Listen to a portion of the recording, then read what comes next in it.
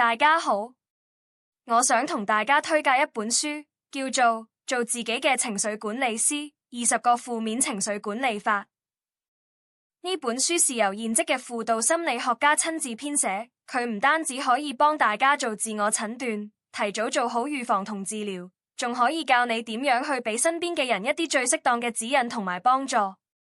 你哋有冇試過，明明冇事發生，但個心就係囉囉攣，好似有嚿嘢頂住咁？或者臨瞓前，腦海就不停 loop 啲萬一情景，搞到眼光光到天光。如果係咁，你都係焦慮家族嘅一員啦。今日我哋就嚟拆解下呢個焦慮家族嘅秘密，睇下醫生點樣教我哋做自己嘅情緒管理師。首先，我哋要搞清楚，其實焦慮同恐懼係兩回事嚟㗎。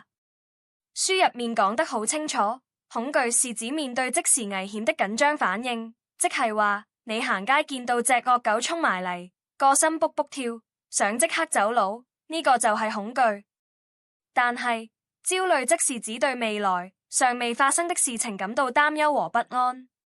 好似你聽日要見客，個客又出名難搞，你未見都已經開始擔心自己會唔會講錯嘢，表現唔好，呢個就係焦慮啦。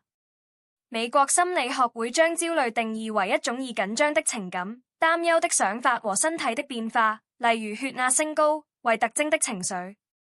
即係話，焦慮唔單止係心理層面，仲會影響到你個身，搞到你心跳加速、手心冒汗，甚至腸胃唔舒服。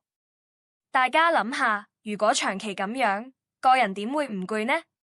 醫生話，適量嘅焦慮其實可以係動力，好似耶克斯多德森法則，又叫倒腰理論，咁少少壓力可以激勵我哋做得更好。但過多嘅焦慮就會令我哋進入戰鬥或逃跑反應嘅狀態，身體不斷釋放壓力荷爾蒙，搞到你集中唔到精神，工作表現大打折扣，甚至影響健康。咁點算好呢？醫生提供咗幾招實用嘅方法，幫我哋停止憂慮。第一招係轉移注意力。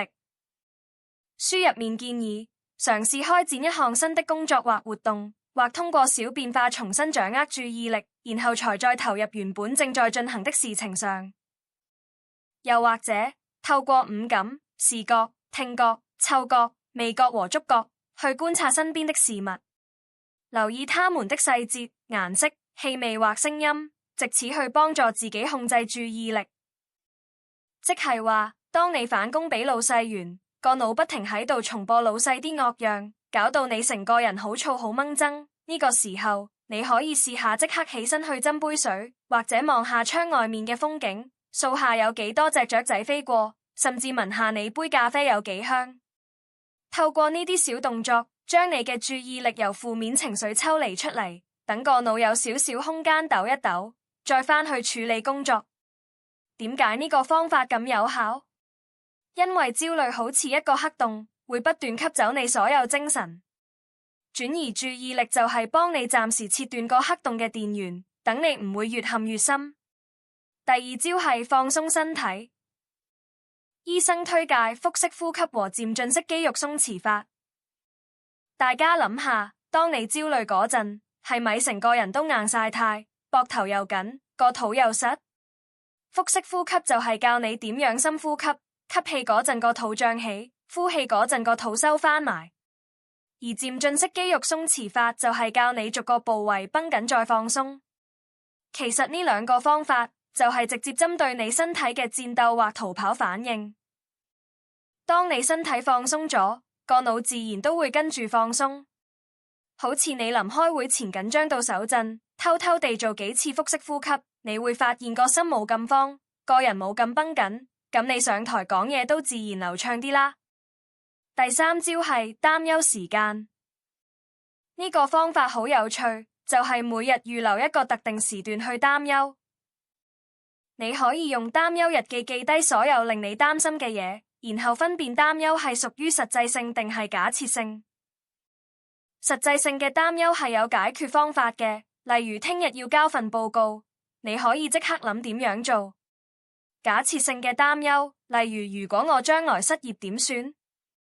呢啲嘢你當下係解決唔到嘅，就寫落擔憂清單，留返喺你個擔憂時間先至去諗。點解呢個方法咁 work？ 因為我哋好多時都係俾啲假設性嘅擔憂搞到心力交瘁，但又唔知點處理。呢個方法就係俾個籠你，將啲擔憂困住，等佢哋唔會隨時隨地跑出嚟騷擾你。當你將啲擔憂寫低，你就會發現，原來有啲嘢根本唔使咁擔心，或者根本唔係你當下可以解決嘅。咁你就可以將精力放喺真正可控嘅事情上面，而唔係俾啲不可控嘅嘢搞到自己亂晒大龍。好似書入面講，對住仔女，我哋都要先處理心情，後處理事情。對自己都一樣，先處理好自己嘅焦慮情緒，先至可以清晰咁解決問題。焦慮係人生嘅一部分，我哋唔需要完全消除佢，但學識點樣同佢共存，點樣管理佢，先至係最重要嘅。